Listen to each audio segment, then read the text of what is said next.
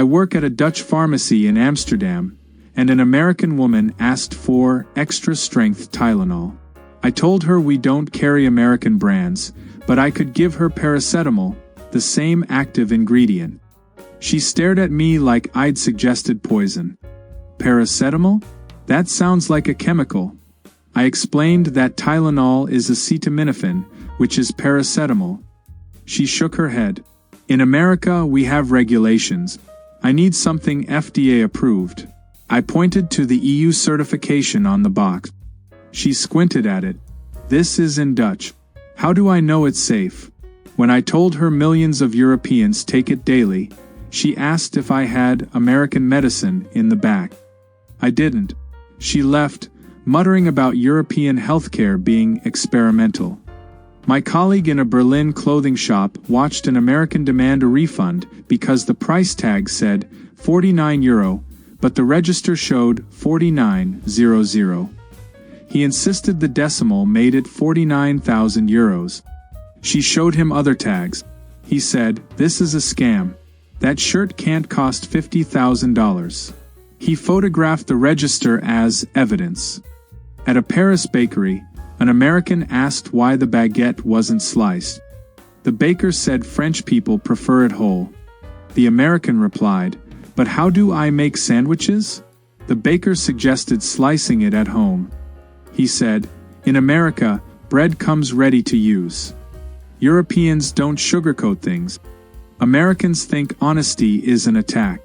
Let me show you what happens when these worlds collide." I manage a hotel in Stockholm, and an American couple checked in during January. The husband asked what time the sun rises. I said, "Around 9 a.m. It sets at 3 p.m. He laughed. "Very funny. Seriously, what time?" I explained we're near the Arctic Circle, winter days are short.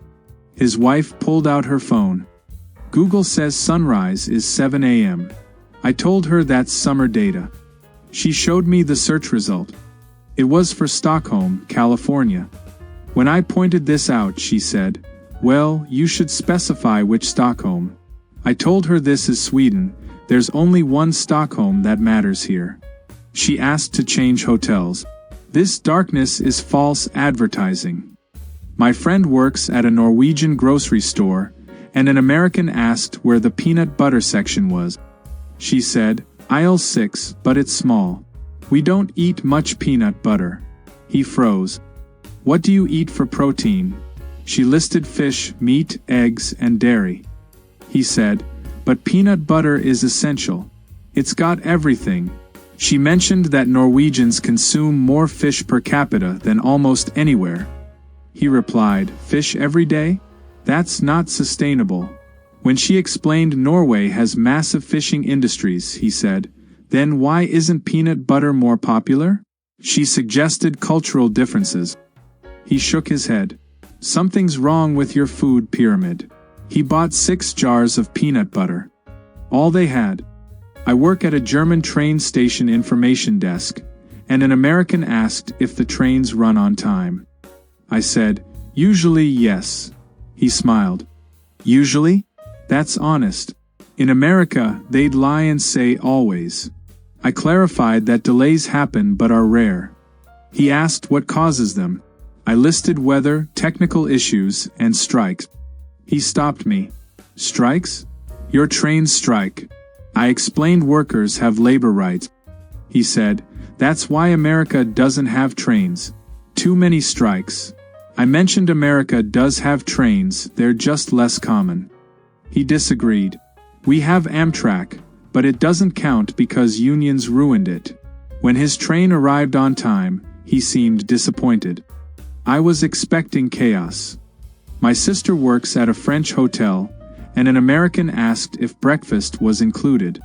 She said, "No, it's €15. He replied, €15 for breakfast? That's robbery." She explained it's a full buffet with fresh pastries, cheeses, and coffee. He said, "In America, hotels include breakfast. It's called hospitality." She told him French hotels operate differently, guests pay for what they use. He insisted this was nickel-and-diming. When she didn't apologize, he asked for the manager. The manager repeated exactly what she'd said. He asked, "Don't you care about customer satisfaction?" The manager said, "Yes, but breakfast costs money." He booked a different hotel. Left a review saying French hotels hate Americans. I'm a tour guide in Prague, and an American asked if the castle tour was worth it.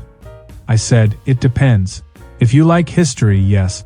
If not, it's just old buildings." She blinked. "You're supposed to say it's amazing." I told her I'm not a salesman, I give honest opinions. She asked if the views were good. I said, "They're fine. Not the best in Europe, but decent." She looked upset. "Why would you say that?" I explained I'd rather be truthful than have disappointed tourists. She said, "In America, guides sell the experience. You're supposed to make me excited." I told her I'm Czech, we don't exaggerate. She didn't take the tour. Later, I saw her review. Guide was pessimistic and rude. Didn't seem to like his own country. My cousin works at an Italian restaurant in Rome, and an American ordered spaghetti bolognese.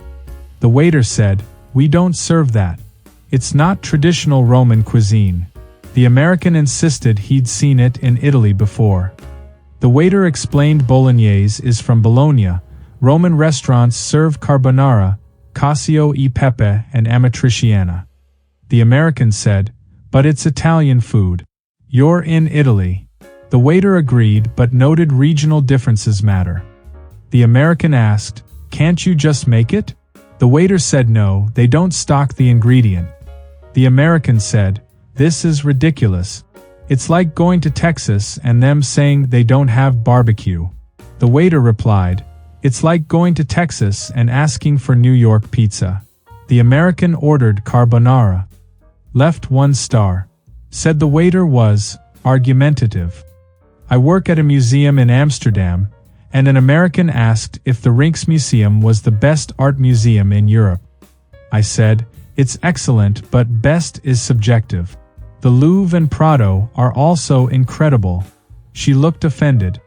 "You work here. You should say it's the best." I told her I prefer accuracy. She said, "That's not good customer service." I explained Dutch people value honesty over flattery. She replied, "In America, employees have pride in their workplace." I told her I do, I just don't lie. She asked if I even liked art. I said yes, very much. She said, "Then act like it." I told her I was acting like it by giving informed opinions. She said I should smile more. I told her I wasn't unhappy. She left. Wrote that staff were cold and unhelpful. My friend works at a Finnish sauna rental, and an American asked if the sauna was authentic. He said, "Yes, it's Finnish." She asked if it was the real experience. He said, "It's a sauna. You sit in heat." She wanted more details. He explained, "You heat up, cool down, repeat." She asked if there was a ceremony. He said no.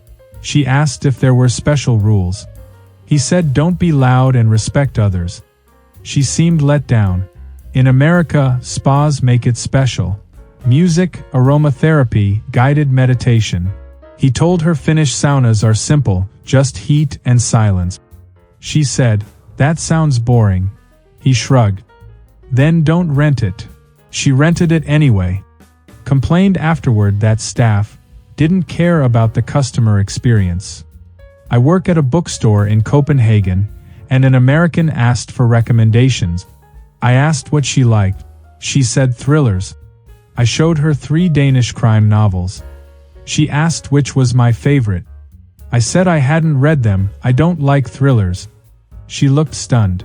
Then why recommend them? I explained they're bestsellers with great reviews. She said, "But you should read everything you sell." I told her that's impossible, we stock thousands of books. She said, "In America, booksellers are passionate. They read constantly." I told her I read plenty, just not thrillers. She asked what I read. I said literary fiction. She said, "So you think you're better than thriller readers?" I said no, just different tastes. She left without buying anything. Told my coworker I was snobby and judgmental. I bartended in Barcelona, and an American ordered a gin and tonic. I made it with Spanish gin and Mediterranean tonic. He took one sip and said, "This isn't right." I asked what was wrong. He said, "It doesn't taste like America." I told him Spanish gin is different, more botanical. He said, "I want Gordon's and Schweppes." I explained we use local brands. He insisted I must have American brands in the back. I told him we don't, Spanish bars use Spanish products. He said, "That's nationalist." I replied that it's local sourcing. He demanded to speak to the owner. I told him I am the owner. He paused. "Then why are you being difficult?" I said I wasn't, I was explaining our menu. He asked if I hated Americans. I told him no, but I won't pretend our gin is American. He said, "In America, the customer is always right." I replied, "In Spain, the customer is often wrong, but we serve them anyway." He stared at me. Then he laughed. Actually laughed. Said, "That's the most honest thing I've heard in Europe." He drank the gin. Left a €20 tip. Europeans don't soften truth. We don't perform enthusiasm we don't feel. Americans mistake this for hostility. We're not rude, we're just honest. And sometimes, honesty is the kindest thing you can offer. If you've survived European honesty, drop a comment. If you haven't, brace yourself. It only gets more direct from here.